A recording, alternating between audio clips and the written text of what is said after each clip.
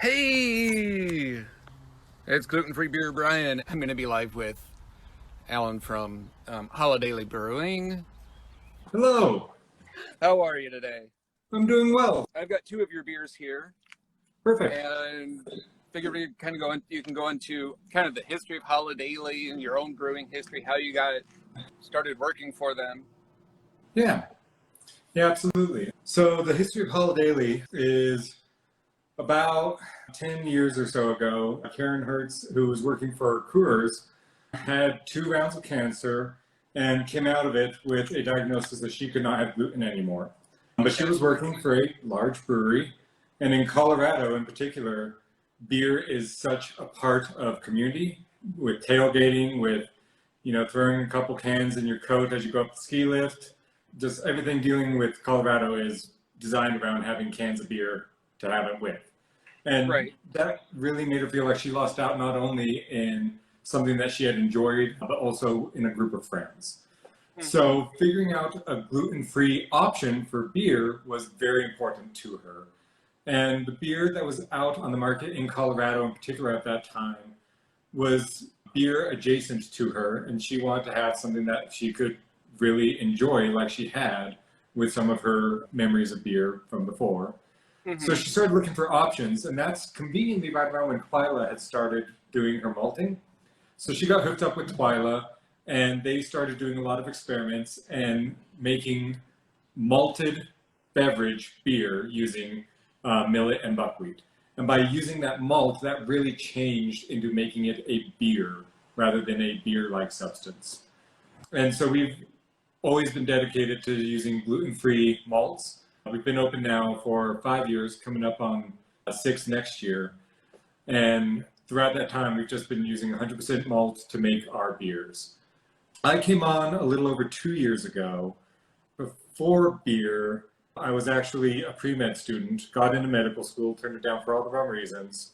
And then I applied to beer school at UC Davis out in California, which is the oldest established beer school in the US. I was actually one of the last classes with the person who had founded it back in the 60s, Dr. Michael Lewis. And so I got into that program pretty much right after college, and they said, great, you're in, but there's a 5-year wait list to actually matriculate. So for 5 years, I worked at a record store, I traveled, I met my wife who was from a town over, but I met her in Spain. Then I was a teacher in Alaska for a couple of years, got my teaching degree. And then they're like, great, it's your turn to go to beer school. And that's when I went to beer school after having had a whole other separate life from beer. And then I worked at some gluten-full breweries for about 4 or 5 years before coming on at Holidaily. And having been pre-med and having gone to beer school, a lot of what makes beer special to me is how intricate it is from a science perspective, as well as how much of an art form it is to really express what you want using the ingredients you have. Right. And gluten-free beer to me is incredibly interesting from that perspective because you're really limiting your palate, but that doesn't mean you have to limit what comes out the other side. It's just a matter of really figuring out the science behind it, because we have, 10,000 years of science going behind a barley beer, and we're really coming at it with a brand new set of tools in the last 10, 15 years. And it's been great seeing a lot of the other gluten-free breweries, what we've all been able to do now that we're really getting a handle on the science of gluten-free beer. And so being kind of a science background, that's what really drew me to being at Holidaily. What beer are you drinking? I've got the Fat Randy's. That's the one I don't have. I'll have to join you. I also have the Goose. I've been on a big Goose kick lately because it's just like the perfect sort of summer backyard, low ABV, sit back, have a few, not, fall down when you try to stand up. Yeah, I saw that you were, was it today or yesterday? You were just starting a new batch of Goza, yeah. Mm-hmm. Yeah, that's for this competition we do. It's put on by one of the local homebrew clubs. And you get randomly assigned a partner, and then you spin a wheel to get your style. And my partner and we landed on lawnmower first, which is like one of the, so like you get a style and you might get like a whammy. and Lawnmower was the whammy.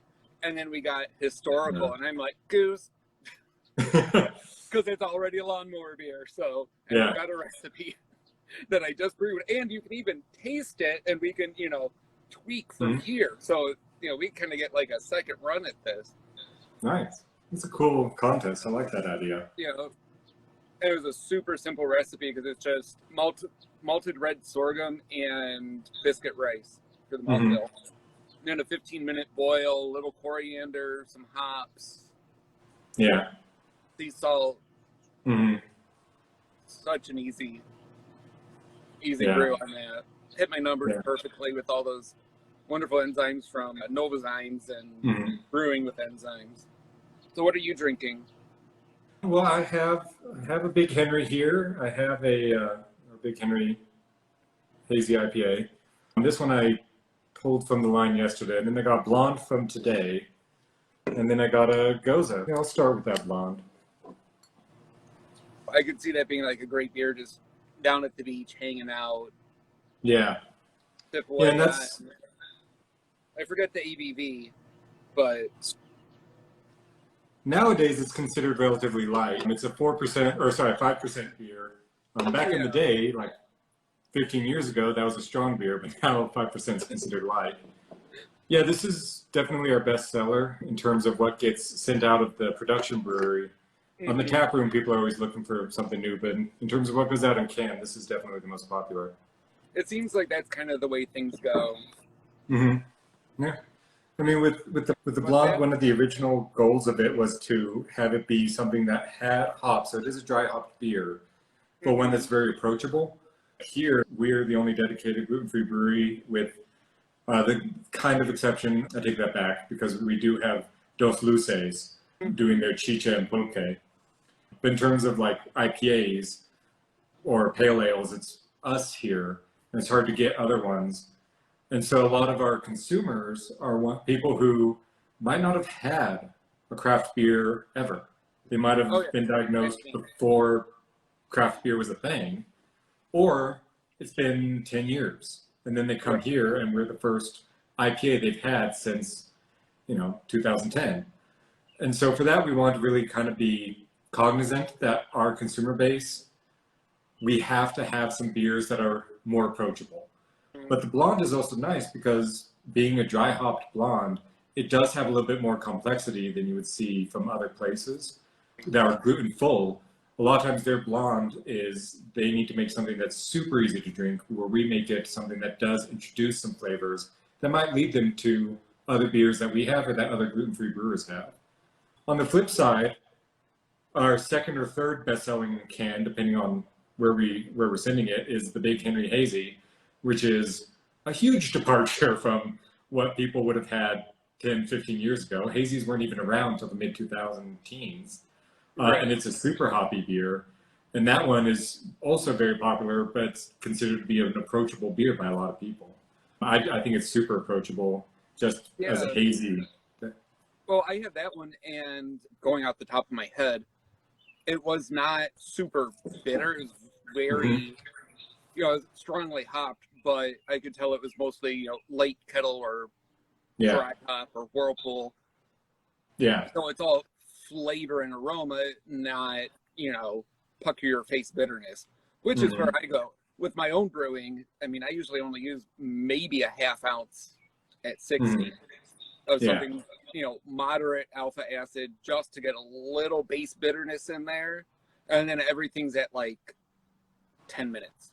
Something that's really fun with brewing gluten-free too is just seeing how off some of those homebrew calculators are, like with the bitterness extract. There are sometimes where, depending on what malt you're using, what grain you're using, that half ounce at 60 minutes is going to be something entirely different IBU wise than what you get from what the calculator assumes you're putting in with, you say you're using biscuit and crystal, but that's not at all the same sugar content, so it can be totally different for what comes out the back end. Right. We've noticed that sending some stuff off to labs is the calculators that we have inherited from barley-based brewing don't always add up. And that's one thing I would really love to see would be a gluten-free specific brewing software. Like take Beersmith and make, you know, the gluten-free version and get rid of all the gluten-free ingredients. Only have, no wait, get rid of the gluten-full ingredients. Right. Yeah. The barley and the wheat and the rye and all of that crap. Yeah. And just have the gluten-free ingredients. I think the stats in there really need updating, and there's a lot of malts that it doesn't have even when you do the plug-in for the gluten-free malts. I mean, it's got a third of the malts that are out there. So a lot of times I have to sit there and be like, okay, now I have to program in this, you know, particular malt. Some of that we could actually, I don't know who would do it, but Propagate Labs are here in Golden too, and they now can do gluten-free pitches on the dedicated. And we've used them for a couple one-offs. That's where we get a lot of our quick yeast. Whenever we do quick beers from them. And we can get it as a gluten-free crop up. We always test it, but we can get it. And they actually sent out a plugin for Beersmith, being like, hey, a lot of our yeasts are not in there. So here's a plugin for Beersmith that we wrote for our yeasts. Right.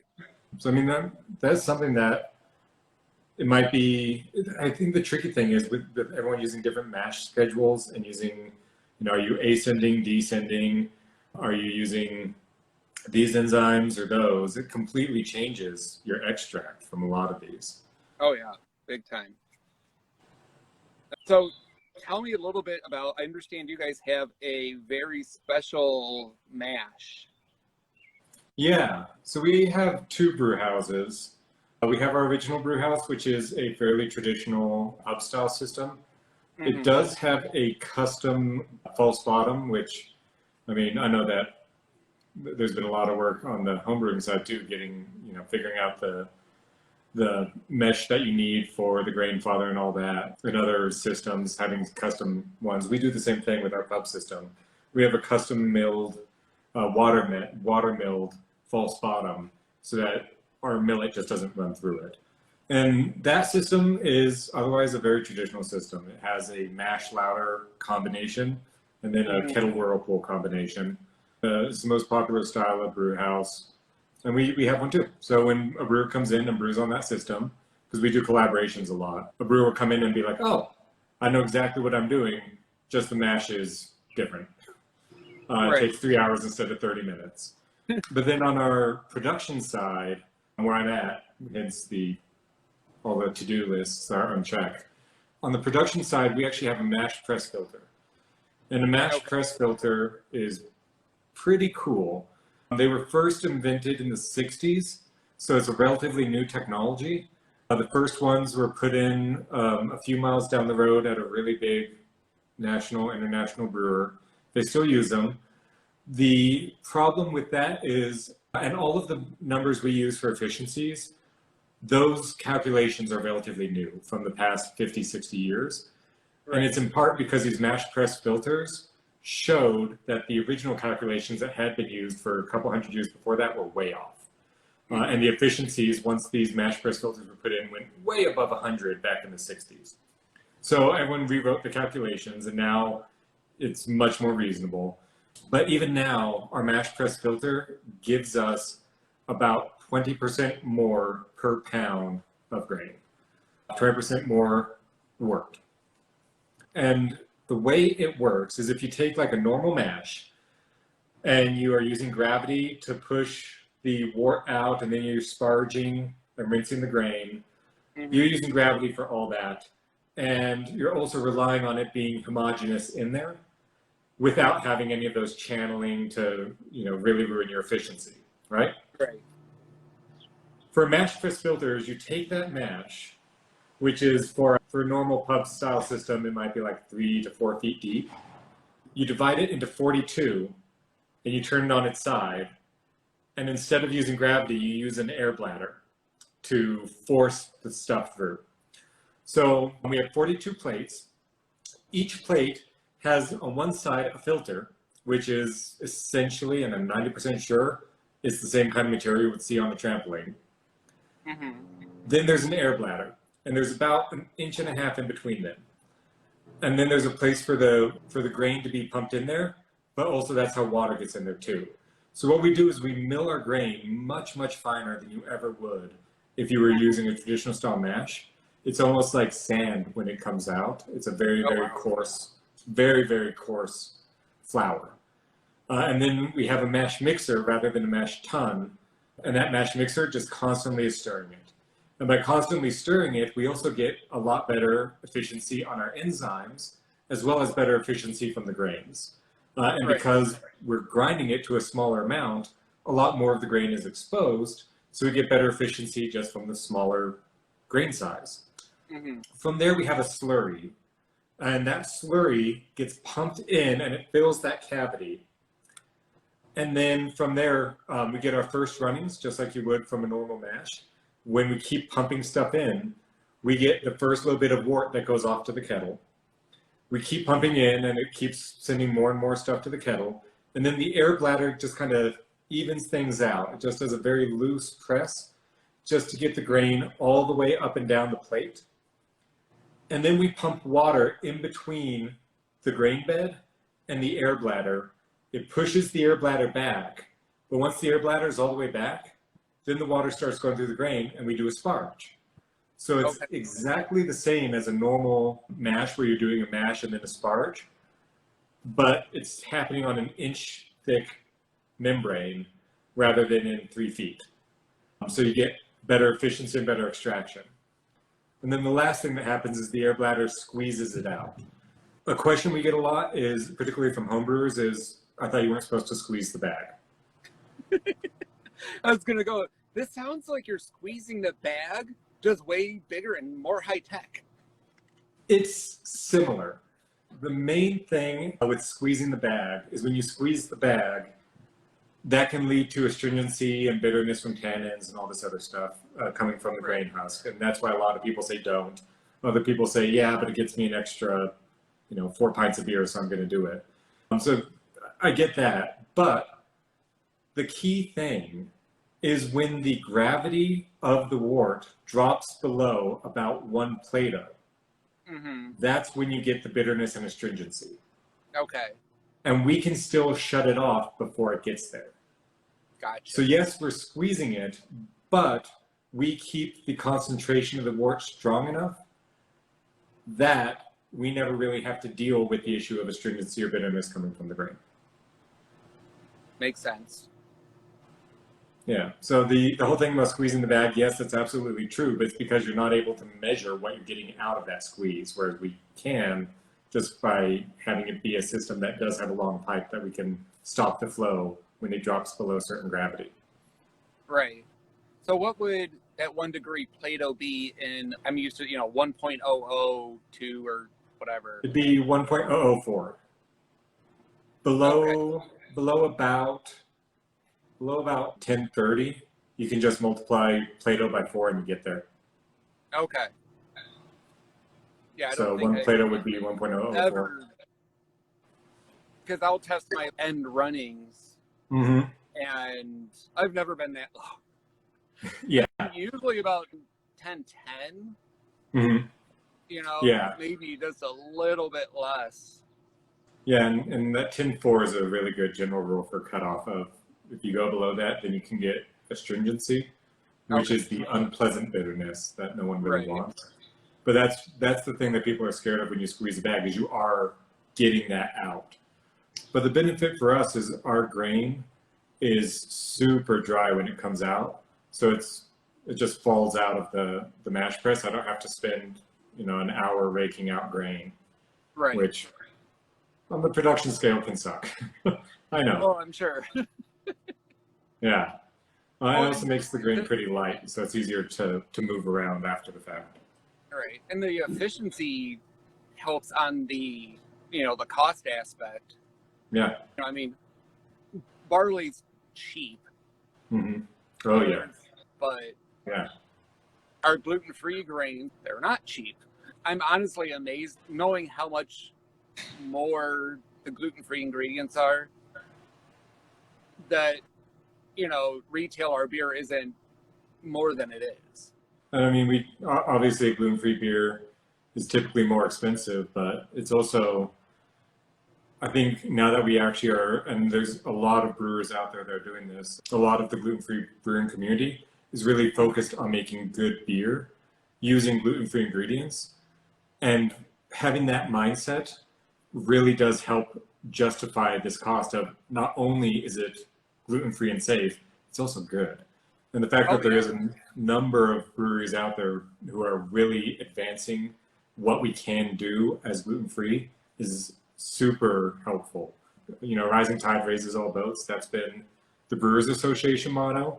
And with the relatively young Gluten-Free Brewers Association, just making sure that everyone is out there really making really good beer makes everyone in a much better position moving forward. As a gluten-free brewer, when there's good gluten-free beer on the market, it establishes us to customers in a much more impactful way. Even if it's not our beer that they first got exposed to, just having that good gluten-free beer out there is helpful for everybody. Oh, for sure. I kind of feel like, Redbridge kind of really turned a lot of people away from gluten-free beer in general. It's not horrible. I'll drink one once in a while, but I mean, it's not great. Yeah. I think that a lot of credit does go to people who really kind of pioneered it, because early on, there just wasn't a market for it. And showing that there was a market that was viable has inspired, I know a number of people, people who have been on and off of this Instagram Live have gone professional from seeing that, I could actually make a career out of this. I could do this for not only as my passion, but as my career. And showing that market viability has really helped. For sure. I There's think credit to be given there. It's got its place in the market, in the celiac gluten-free beer market, because they're from the big boys, and they're available a lot of places, a lot of stores. If those stores see, okay, well, the Redbridge sells decently well. Oh wait, but now here's Holidaily or Groundbreaker or whoever else. We'll give them a try. So do you use strictly grouse? Do you use anything from Eckert? Like I said, I came on 2 years ago. I know that early on they did trial some other malts. We have not recently, just because of shipping. We are getting each month, we'll get 15,000 pounds of grain every month and a half. And shipping on that is incredibly expensive. And so one of the ways that we've been able to cut costs is by only using grouse. So we do only use grouse.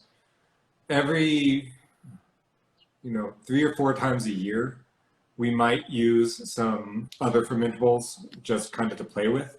We did a little while ago, one of our brewers, Connor, he did a double dry hopped version of his hazy just as a one-off in the tap room. And so we got some flaked quinoa to play with for that. We are in the middle of a fermentation of a more classic American style beer. I don't know if it's been properly announced, but we have a more classic American style beer that does use actually flaked rice solids in it. And that's more like inspired by some of the big beers out there. I think some of the homebrewers can guess what that is, using flaked rice and saying it's a knockoff of a bigger style. Right. Probably an American light porter, or no, American light stout, or lager. I'm not at liberty to say, but that's pretty. Maybe. Yeah. So we play with stuff like that. There's been a couple of times where we have also used some sugars, but those sugars were more like one-offs. Our can says that the beer is 7.4%, and we're at 7.05. So we need to get it up 0.05 in order to sell it. Beyond that, it's pretty much all grouse. And that, I think, has also helped us. Even kind of like what I was talking about earlier, when you really limit your palate, you get to really know the tools at your disposal really well so that you can actually fully utilize them in a way that if you have all of the options in the world, it's, you're paralyzed by choice. So having this template to use has been helpful for me coming in to figure out what can I do with these grains. But whenever I do a collaboration with a non-gluten-free brewery, I'm like, what styles do you want to do? I bet you we can do it. So it's not like we're really limited in what we can do, but it really lets us know how to get there with a little bit less experimentation. Because we don't really have a pilot system. We have our 10-barrel system, and then we have our mash press, which is a little weird in that it only uses 1,000 pounds of grain, no matter what. So it's anywhere from 12 to 24 barrels. Okay. Yeah, so we have two relatively big systems. It's not like we can really go all in on a trial. We have to kind of know what we're doing to get it out the door and sellable. So are even your tap room exclusives done on the 10-barrel? Mm-hmm. We only brew 10 barrels for our exclusives. And so off of that 10 barrels, we'll usually get somewhere around like 18 kegs with a little bit of loss. Right. So that's more like a 9-barrel. But then we, depending on the style, we'll have that anywhere on tap for like 3 to 6 weeks and then it's gone. So even 10 barrels doesn't last long. Yeah, that's pretty quick. Yeah. Yep. We have our own homebrew competition coming up here in a little bit. Are you thinking about entering? Yes, I am. Yeah. I'm probably going to send my goose in. I do a lot of stuff with oats, with malted oats. So I have to carefully choose what I'm sending. But I'm definitely entering that competition. And yeah. I mean, at the very least, I get feedback. Yeah. And that's so invaluable to get actual, like, honest feedback. Yeah. And also, it's pretty nice having gluten-free beer drinkers doing the testing as well. For sure. I feel like gluten-free can kind of even be its own style or sub-style or however you want to put it, because we do get unique things out of the gluten-free ingredients. Yeah. And they're good things. You just have to know how to play with them and how to appreciate them. I just poured the goose. Nice. I'll do the same. So for everyone out there, it's part of their adventure series. It's just citrus goose. It says the ingredients are water, millet, buckwheat, yeast, hops, Brazilian grapefruit, lime from Peru, grapefruit from Arizona, and sea salt from Spain. So you guys really kind of hit North America, South America for ingredients. So Brazilian grapefruit is kind of a weird name for it. Feijoa is much more of a citrus in the vein of like lime. It's actually, if you're tasting this beer, it comes through on the nose. It's hard to describe if you haven't had this beer, but that kind of fruity, it's like an earthy, peachy lime almost that comes through. And that one is a very predominant aroma in this beer. And feijoa is a super popular fruit in New Zealand. It's called all sorts of things, Brazilian pineapple. It's called South American or Brazilian guava a lot. And so, yeah, it has all these different names because no one can really place what the flavor of it is. But yeah, it was a super fun one to play with. The puree was intense, but it was nice. It really partnered well with the lime and the grapefruit that we put in this. And we also do, it's not on here because it's a very small amount, but boil. We also did use Cara orange, fresh lime, and fresh lemon. So this is a very citrusy goza. Oh, it is very citrus. It doesn't go too far with the sort of the lactic sourness. And this one, I can actually talk about a little bit. We did another goza last summer, and we last summer had set up a way to do kettle sours on our pilot system Before that, we couldn't really do sours. And then everyone liked it so much that we're like, oh, this would be great for the Adventure Series. On the pilot, or on the system here, we have one kettle, and it takes 3 turns through the system to fill a fermenter. So it's not like we could let the beer sit for 2 days, knock out, let another beer sit for 2 days, knock out. It wouldn't work on a production scale. Right. So this one we actually did use a couple blends of yeast, but one of them was that sour Vissier. We got it, tested it for gluten-free, and so we have that one that does the souring in the fermenter. There's a couple different ones, but we did kind of our own custom blend to make sour Vissier we liked. Okay, so that's kind of like the Philly sour is another one. yeah, the Philly sour. Yep. At least on the homebrew scale, you'd go to your store and buy Philly sour. Yeah. And sour Vissier was the first one that they did. We kind of did our own blend with some of our other yeasts, because if we had just done one of those souring yeasts, that sour Vissier is like twice as powerful as the Philly. So, yeah, we ended up doing a little blend, and we had some of our other house strains that we threw in there just to kind of mellow it out, kind of dial it back. Yeah. Yeah, the goal with this one was really to highlight the fruitiness, but also give some of the salt character to it. So that this one being only 3.9%, this is one that with a little bit of saltiness, you don't even need to have any gluten-free pretzels. You can just drink this all afternoon and it'll keep you thirsty. Right. Yeah, it's like that salt is just there, which is perfect. And this kind of goes to the introducing people to things. A lot of our beer drinkers in our tap room have not had a sour before. And so we were like, yeah, we could go full on crazy and do a sour that we as brewers would think would be super fun to brew. But having never had sours before, Goza is a really good entry point for somebody who might not know what a sour beer could taste like. That or a lot of people, I liken it to a Rattler where you just make it from scratch rather than blending it with lemonade. Our first one we actually marketed to people as, oh, do you like margaritas? You'll like this. The one that we did last summer, that was just lime and salt. Yeah, there was New Grist Goose, which is their goose with lime. And I was like, oh, it tastes like key lime pie, but it's beer. Yep. Yeah.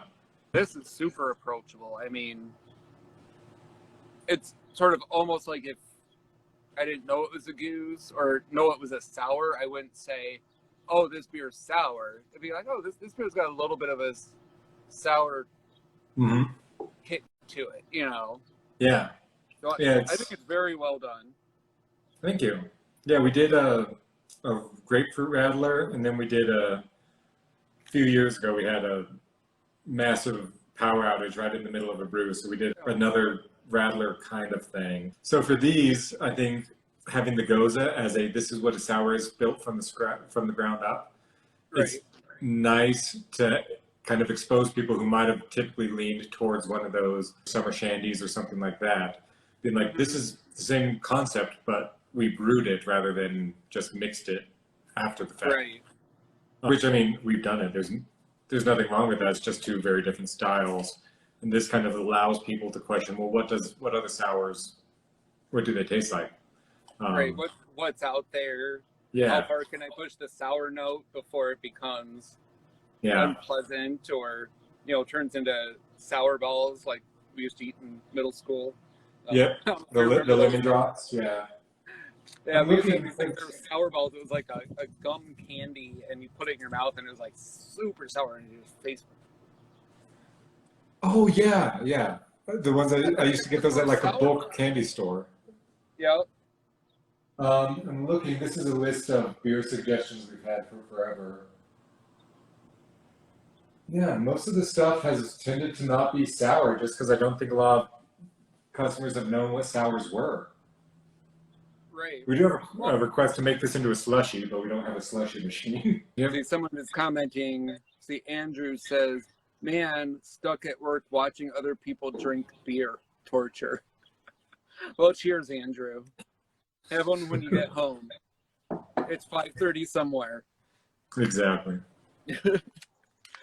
Yeah, with the adventure series, we also, I mean, our first was our Vienna lager, and our goal is always just to show what you can do with gluten-free grains. To some degree, we would like to have things be kind of a globe-trotting nature. Just the logo shows, you know, globe to show that we can bring things from all over the world. But the main point of it really is, what can we push gluten-free beer to be, and what can we showcase with our capabilities as gluten-free brewers? So the first one being the Vienna lager, something super clean and malty, really crisp. This one being a Goes. We do have another German style coming out this fall, but then next year we don't know what we want to do. But it's something where like we just want to really push the boundaries. We have a whole list of things that we could do, but just making sure that we're constantly pushing not only ourselves, but what our ingredients can do to showcase, as gluten-free brewers, you can have really high-quality beers of any style. So that's kind of the nature of it. And it's fun because it's a one-off and done. It's in the can, it's not coming back. So that really lets us kind of scratch that itch as professional brewers that sometimes you lose, is being able to constantly experiment and try new things. This is our opportunity for that. And you know, as a home brewer, you can always just kind of, what's fun, what do I want to try, and you don't have to please anybody besides yourself. Yeah, what grain do I have left? Let's see what I can make. Well, like I did 100% C10 pseudo sort of lager, and it was my first time using the C10 millet from Skagit, and I totally underestimated what its PPG was. Yeah. So I ended up getting like 120% efficiency, and I ended up at 1065 instead of 1045. Well, for starting gravity. I saw that you had done that on the. Yeah, I saw that you had done that on the Homebrew site or on the Facebook group, but I was thinking that's something that you can't do unless you're using enzymes. Oh yeah, for sure. And if you're a barley brewer, you wouldn't even think about doing that. I mean, with the crystals and the caramels too, those are things that are considered essentially non-fermentable, especially like Crystal 120. That's non-fermentable to a barley brewer. And we can play with that in a way that they can't. Oh yeah, you could probably make a Bristol 120 beer. Yeah, yeah. I mean, with the right enzymes and the right profile. Yeah, how it turns out is another question, but you could. Is it drinkable? Who knows? Yeah. But what is one of the most interesting sort of like one-off weirdo beers you've done? Well, I mean, every year we do a bourbon oak-aged beer. It's our Santa's Nightcap. It's a 10-something% bourbon oak-aged stout. But then we also, for the Gluten-Free Brewers Association, last year was a virtual conference. This year will be in person. So we'll be inviting all the other gluten-free breweries here to Colorado before the craft beer conference that's going to be here. And we always do a collaboration out of that, all of the gluten-free brewers. And last year being virtual, we really didn't want to put too many conditions on it, just because we wanted people to be able to brew whatever they could. And so last year the conditions were you had to use two of the following 5 things. And it was like maple, purple corn malt. Oh, there was a bunch of other ones. But that's what we ended up doing, was those 2. That's why it sticks out of my head. Yeah, so we did a purple corn maple porter. There were a whole bunch of fun recipes that came out of that from, I think JP did one over at Beerly. Yeah, there were some really fun ones that came out in general, but everyone's was different because it was like, what do we have on hand? These are the conditions. Oh, oak aged was another one of the conditions. You could do that. But this year in January was when gluten-free Oreos first came out. And we don't typically brew with oats, just to make things as accessible as possible for people who might still be sensitive to oats. But we made an exception for Oreos. So we did do a Oreo Stout with 80 cases of Oreos, 80 packets of Oreos. Last year just imagine we did... sitting there opening all of those. Yeah, that was my job. There Take might have been step. one or two that didn't make it into the beer, but who knows? What's that? There might have been one or two that didn't make it into the beer, but who knows? Right. We've done a brownie stout where we actually had partnered with a gluten-free bakery that made really good brownies. And so we used a whole bunch of their brownie mix as well as some brownies that we got the ones with sprinkles because, you know, sprinkles are fermentable. So we threw those into the mash and did a really cool brownie stout with them. And then last year also was a fun one for the winner from last year's homebrew competition, Kim. She had a winter warmer, and I think it was her first time she'd submitted one to a contest.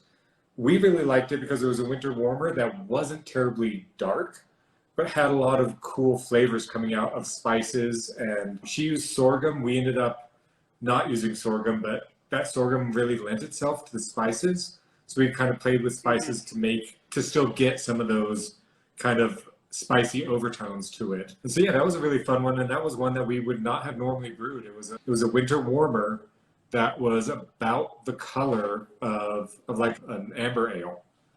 So, Okay.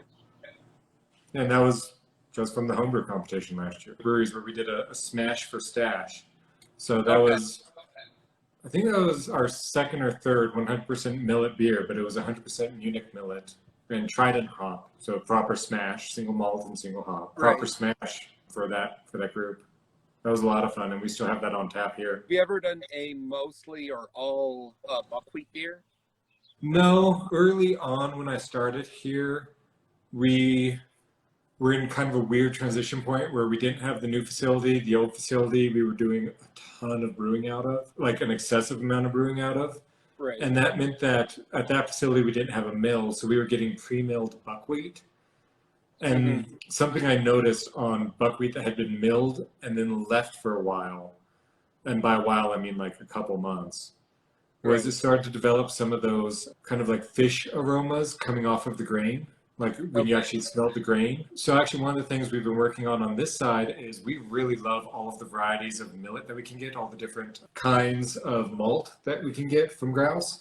So over here we've been kind of exploring what can we get by with while limiting the amount of buckwheat, and then we play with other things to keep our mouthfeel and all that up. So yeah, we haven't done a whole lot, although we do have a fair amount in our hazy beers. Our hazy, like the Big Henry and the Goza has a fair amount of it in there too. So, yeah.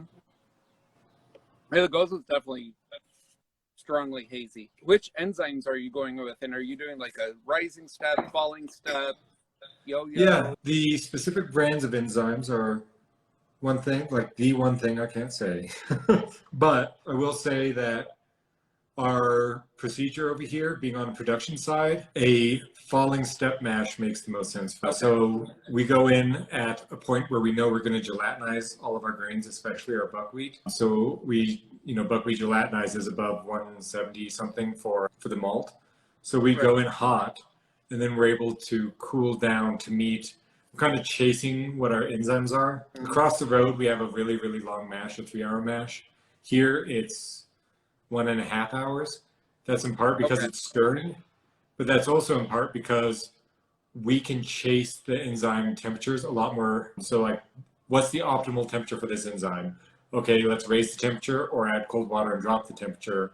And we can actually go and hit those targets a lot easier. Whereas across the street, we don't have any temperature control on our mash. And that's kind of why we settled into the falling, was we went in hot and then we just had to wait for it to cool down. So here we can actually play with it a little bit more. So here is with the mash press.